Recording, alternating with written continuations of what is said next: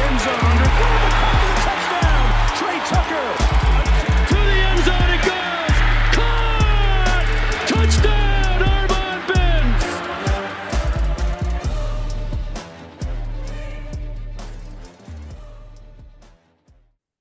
Bearcat Blitz on the Believe Network. Welcome in, everyone. I am your host, Russ Heltman, joined by my co-host, Neil Meyer, in just a few moments from the Cincinnati Bearcats on SI coverage arm. On top of the Bearcats athletics, and Neil Meyer from the front office news.com. We have you covered after the Bearcats win 41-20. The football team absolutely rolling, a 7-game win streak, their longest winning streak since the college football playoff run season, and the longest single season winning streak for Scott Satterfield in his career. Things are reaching historic levels for the Bearcats. We will discuss that homecoming win, 41-20 over Baylor. Is Brendan Sorsby having the best quarterback season so far of any passer in the history of the Bearcats? We'll touch on that before the break. And then we'll get to an 89-61 loss. Unfortunate result for the Bearcats basketball team in their second and final exhibition before the start of the 2025-26 season. Got a lot to work with film-wise after beating Michigan and then losing succinctly to the Arkansas Razorbacks at home over the past couple of weeks. And we'll take a look at a underdog status for the Bearcats football team entering their most difficult game of the season so far, a road trip to face the ranked Utah Utes, who just destroyed Colorado in dominant fashion over the weekend. All that coming up on Bearcat Blitz, presented by FanDuel Sportsbook, where you can put your money where your mouth is if you think the Bearcats are going to upset the Utah Utes and stay undefeated in the Big 12. Cincinnati opened as 9.5-point favorites, and that's been bet down to 7.5 points. Bettors flocking to the Bearcats over the past 24 to 48 hours after the result against Baylor. Plus 225 on the money line on FanDuel Sportsbook, with an over-under sitting at 56.5 points. An interesting betting line right there for the Bearcats as they take on their toughest test of the conference slate so far this season. FanDuel Sportsbook, America's #1 sportsbook. Make them your choice today. A great presenting sponsor of Bearcat Blitz. Full show coming up after these messages. Bring in Neil Meyer now for our opening segment on this Monday edition of Bearcat Blitz on the Believe Network. We are presented by FanDuel Sportsbook. Neil, 41-20 win for the Bearcats football team over Baylor. They get it done once again. A bend don't break mentality from that defense. They didn't really bend much at all throughout this game. Did a great job of stopping the #1 passing attack by yardage in the entire country, holding a 335-plus yards per game passing offense to just 137 yards through the air. 2 touchdowns allowed on the day to Sawyer Robertson. They contained Michael Trigg, one of the best tight ends in the country, to just 30 yards on 3 catches. Only 266 total yards allowed, 4.6 yards per play. They did a great job in the red zone of keeping Baylor from scoring too many touchdowns in that front. And then offensively, once again, the blitzkrieg got rolling early and often for UC. 24 first half points, a 24-6 first half lead. Brendan Sorsby, the highest graded player for Cincinnati's offense once again this week on Pro Football Focus. He has an 81.9 grade after passing for 2 touchdowns, going 62% through the air and adding another 11 carries for 85 yards and a touchdown. Nearly 200 or nearly 300 yards of total offense and 3 total touchdowns from Brendan Sorsby. Neil, the rushing attack was rolling in this one. 50 carries for 265 yards and 3 touchdowns. And the receiving room didn't have to do a whole lot when you got guys like Tawee Walker and Evan Pryor averaging 5.1 and 4.4 yards per carry. They basically did all they wanted to throughout this game on offense. Neil, it went pretty much according to plan. You and I had the Bearcats covering and winning this game, and they continue to roll on in the Big 12 slate. Yeah, and when you look back on Saturday night's victory over Baylor, it is the first 7-win winning streak of Scott Satterfield's career, but also the first one dating back to the historic 2021 season. So overall, a lot to take in on that one. But Russ, the biggest thing I took away from Saturday's game was, and I said this coming in to the Baylor contest on the first show of last week, I said the team that is going to win this matchup on this past Saturday was going to be the team that won the game on the ground in the rushing attack. And Cincinnati did just that.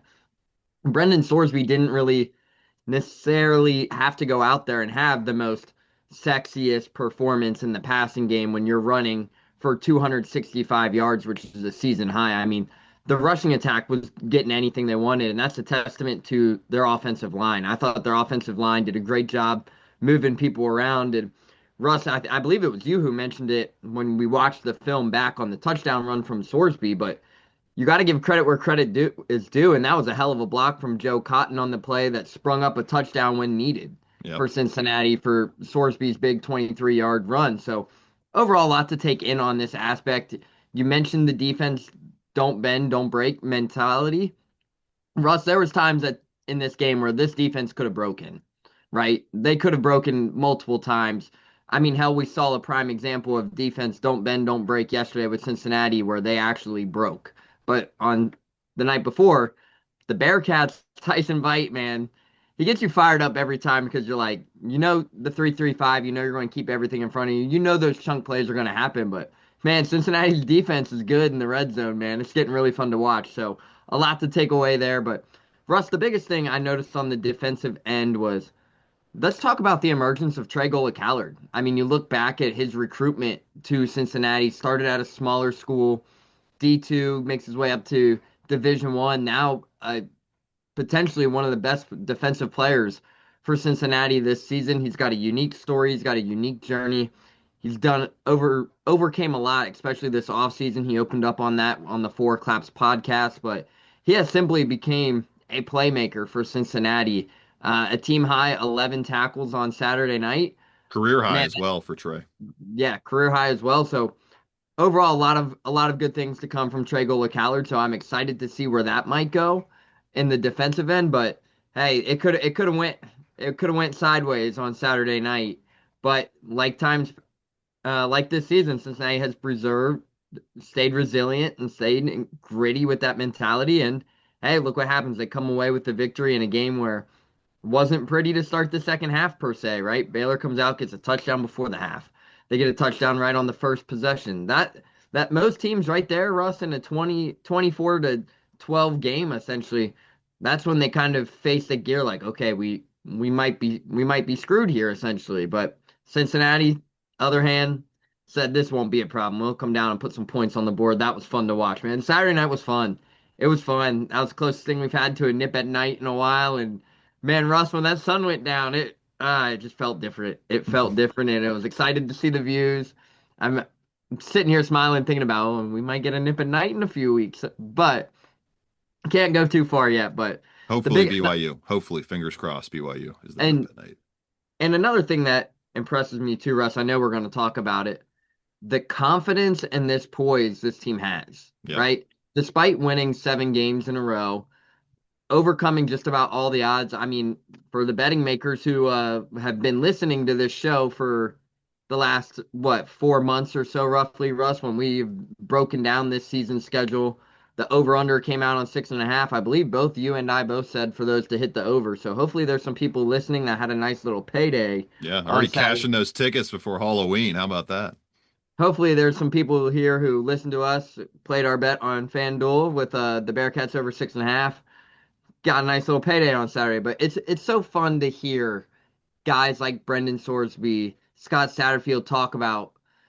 There's so much conversation. Scott Satterfield and Sorsby were both asked about whether they thought Brendan should be in the Heisman conversation. We'll get into that, but it was just cool to hear their responses, right? Hear like, hey, the best team at the end, yeah, you'll have your name in those conversations, but right now our focus is we have to stay in the moment. We can't worry about that, and then let's focus, right? The goal is still Dallas, and that has been something they have reiterated for the last 3 to 4 weeks, and it has been so great to hear that not only they have the confidence, but they're level-headed and they're not satisfied with the results that they have, despite being 7-1 and sitting tied at the top of the Big 12 conference. So right now, the Bearcats are hungry, and right now, Russ, this game on Saturday could get interesting. It's going to be a battle of two offensive lines at in the dark. College game day. Oh, it's going to be an exciting one on Saturday.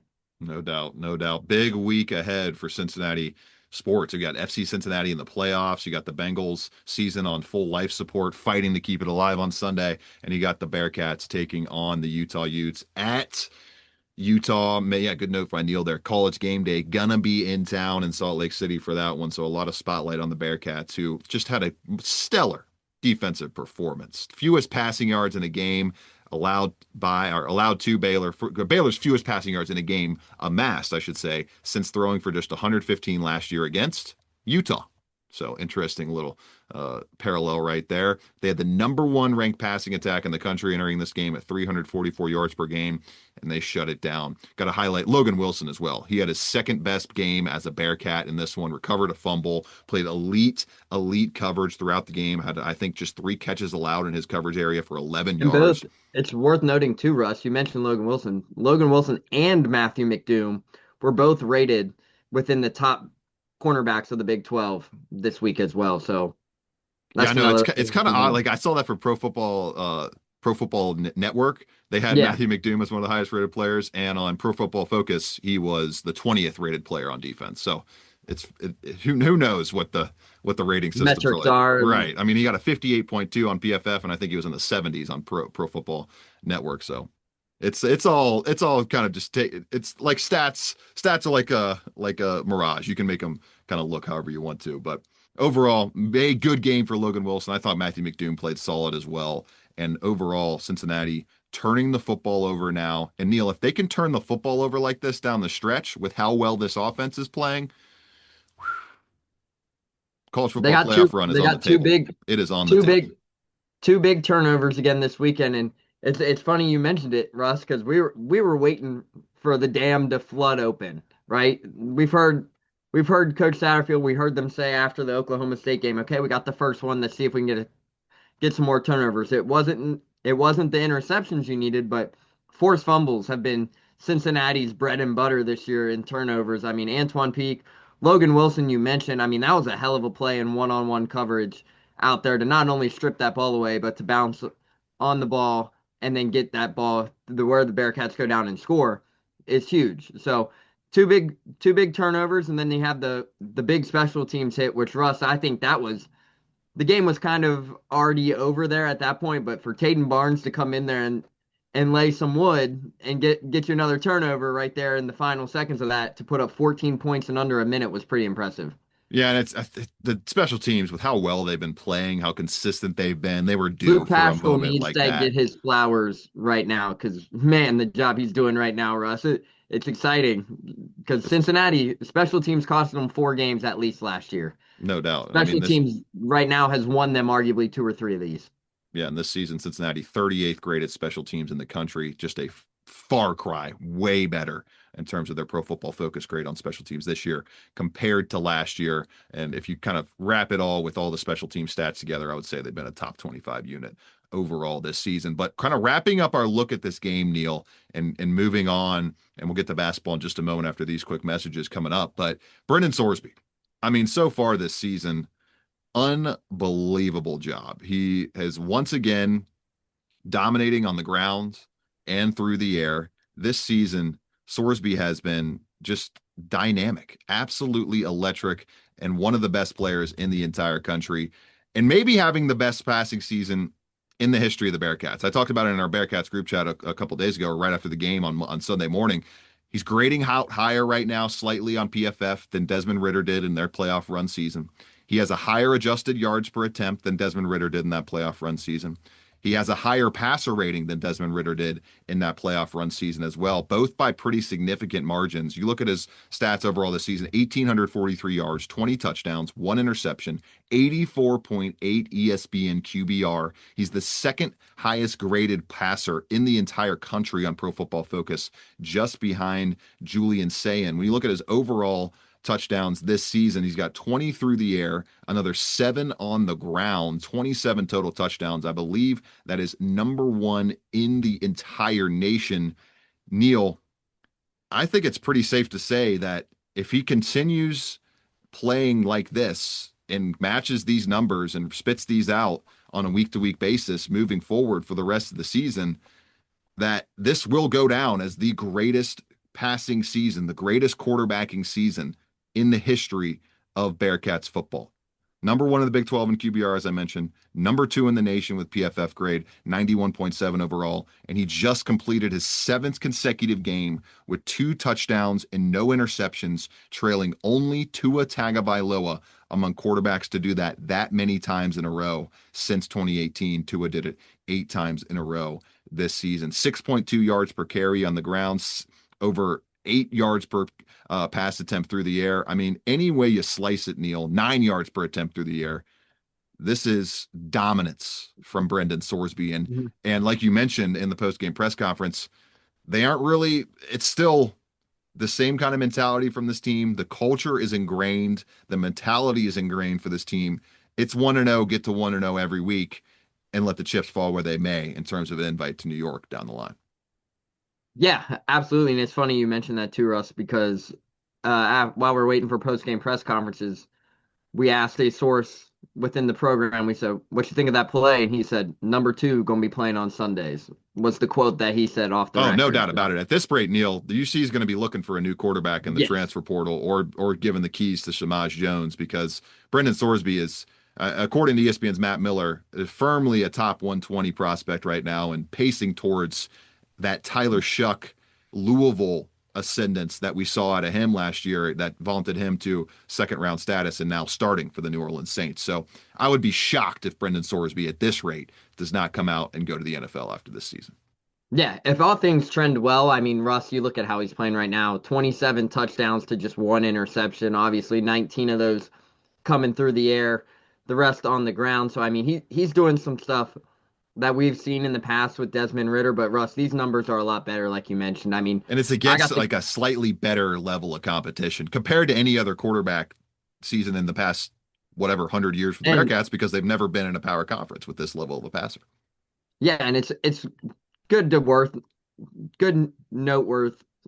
update too. When you look at Dez's season back in 2021, he had all of his receivers around him. None of them transferred or anything. So he had 3 to 4 years of chemistry with these guys. True. Brendan Sorsby's doing it with, 5 months of experience with these guys? 6 months? So basically, outside of Joe Royer, that's an entirely new top 5 receiving yards. And I mean, you look down at it, and I mean, Cyrus Allen, Russ, I think he might be, him and Jeff Caldwell, Joe Royer. Cyrus Allen is a very fun player to watch. I mean, I believe now he's got, 9 touchdowns on the season. He's just such a crafty player and an even better person off the field as well. So I really like that connection that Sorsby has with Cyrus Allen. But Russ, this wide receiver group, it's fun to watch, man. And the way Sorsby's just sitting back, taking what defenses give him, making the smart thing. Like, Russ, I don't think we have seen him force a throw since that final drive versus Nebraska. And looking back on it still to this day, I don't even think that's a bad throw. The safety made a hell of a play on that. And, I mean, it happened right in front of us. But I don't think Brendan Sorsby has put the ball in any kind of danger. Only 2 turnover-worthy plays for Sorsby since that game against Nebraska. Has not had a turnover-worthy play charted by PFF in the past 3 games. Yeah, and that's a huge testament, too. Nick Cardwell in this offensive line. I mean, you heard Joe Cotton as well. For those who listened to the press conference, he said, we have to do one job. We have one job, and that's to keep Sorsby protected.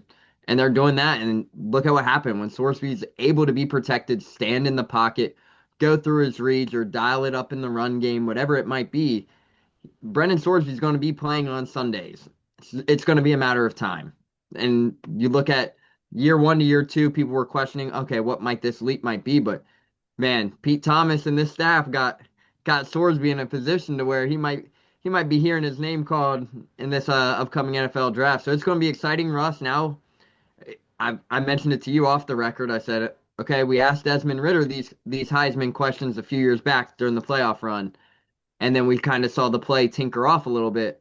Now we're hoping that's not the case here, but for Brendan Sorsby, the biggest thing is how confident he is.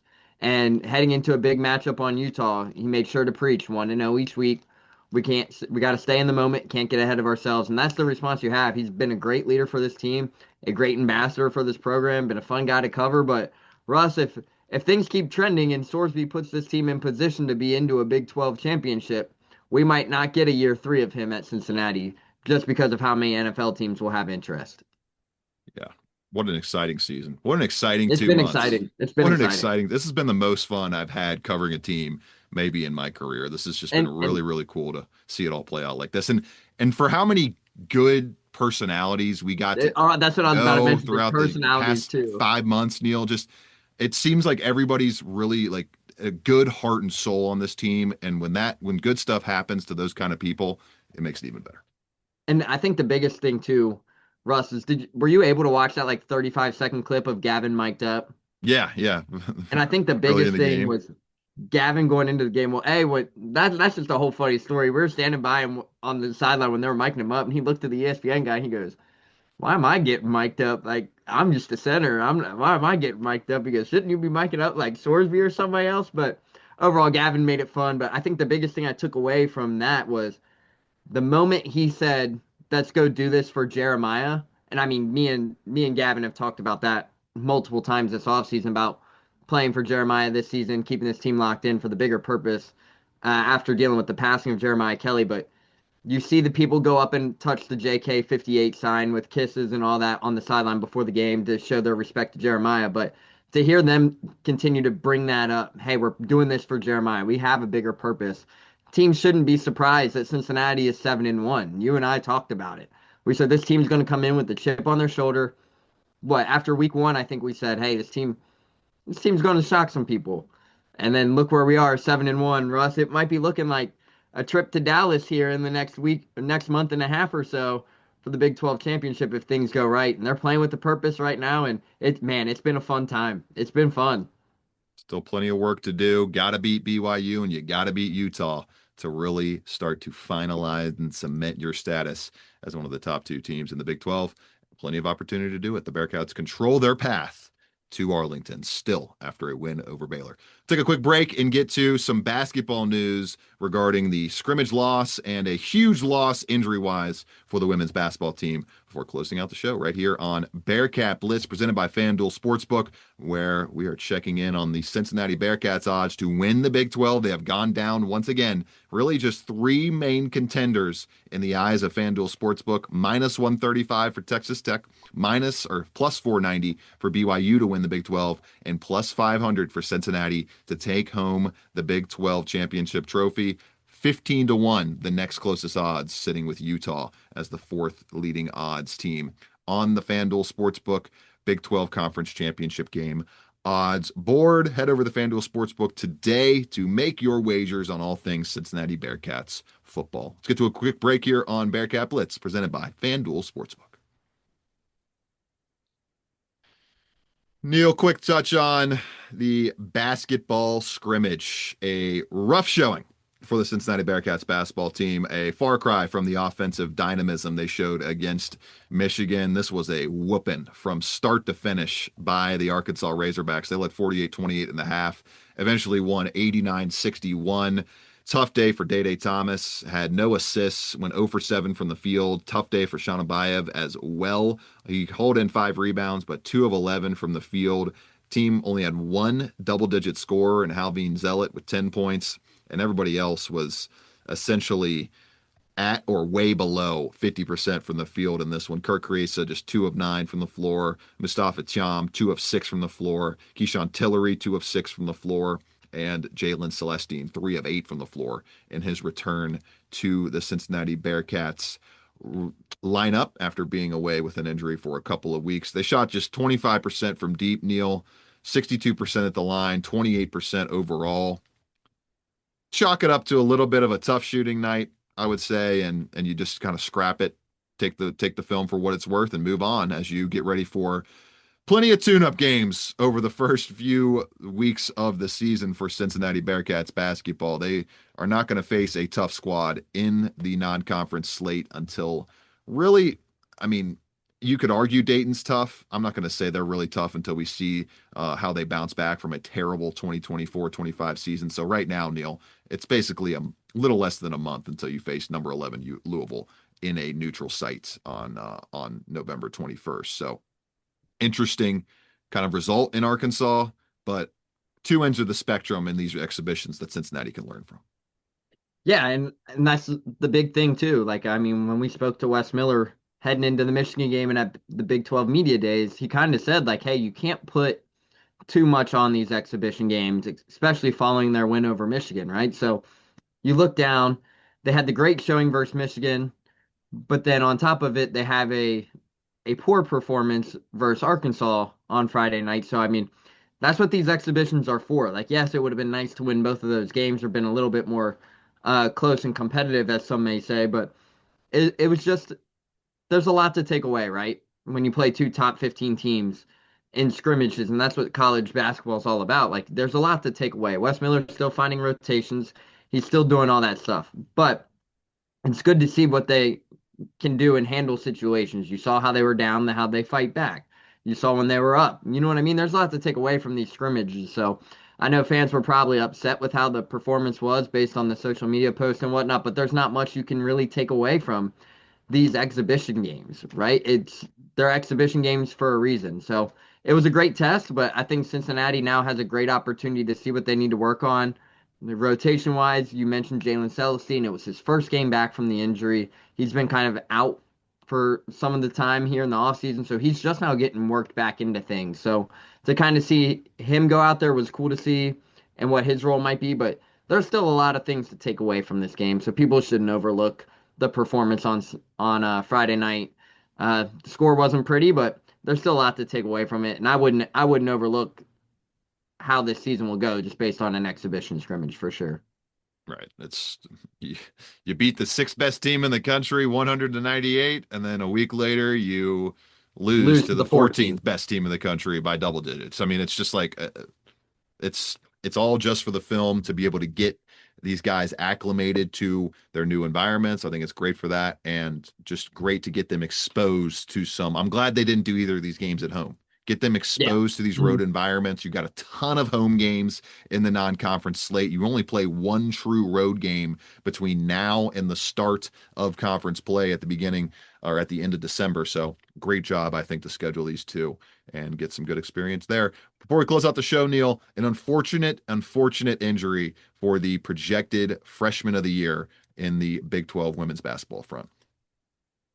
Yeah, so for those who have been kind of following along, five-star freshman D. Alexander will be sidelined for a little bit of time for Cincinnati.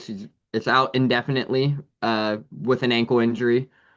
She released a statement on social media addressing the injury, and then she also sat with us over at TFON for an exclusive one-on-one, kind of discussing the injury and whatnot and her expectations going forward. But we'll read the statement she posted on Instagram. I want to take a moment to share some news with you all. Unfortunately, I suffered an injury to my lower extremity that will keep me sidelined for the first half of the season. This wasn't part of the plan, and it's tough knowing I won't be out there competing alongside my team right away. With that said, I'm fully committed to my recovery and doing everything I can to come back stronger than ever. I'm grateful for the incredible support from my teammates, coaches, trainers, and of course, the encouragement I know all of you will pour into me. I'll be back in the second half of the season, ready to give everything I've got for this team and for Bearcat Nation. The grind doesn't stop, it just changes for a bit. Thank you for believing me. I'll see you soon. So it's not a season-ending injury for D. Alexander. We can note that. Is expected to be around conference play when she returns. So huge news for the preseason Big 12 freshman of the season. Obviously, you would like her out there right now, but the big thing for her is with how talented she is. You want to get her fully healthy. You don't want to overdo it or push it back to where she's not 100% heading out to the court because Russ, she's a damn good player, a program changing kind of player. And they have big expectations for D, but it is a brutal blow for Katrina Merriweather and this staff as they head into their exhibition tonight and their season opener next week versus Lehigh. Hopefully, D. Alexander can get back soon and start building a strong legacy at Cincinnati. Really cool that she chose UC and chose to be a hometown hero in this city. For Neil Meyer, I'm Russ Heltman. We'll be back at it on Thursday or Friday, sometime later in the week, to preview the biggest game of the season so far. The gateway game has been won. They can go down the gauntlet path with a win over Utah and really not only start dreaming, but cementing thoughts of a trip to Arlington for the Big 12 championship game. Got to pull off an upset this week. They've done it before, beating Kansas as road dogs to start the Big 12 run. For Neil Meyer, I'm Russ Heltman. This has been Bearcat Blitz on the Believe Network, presented by FanDuel Sportsbook.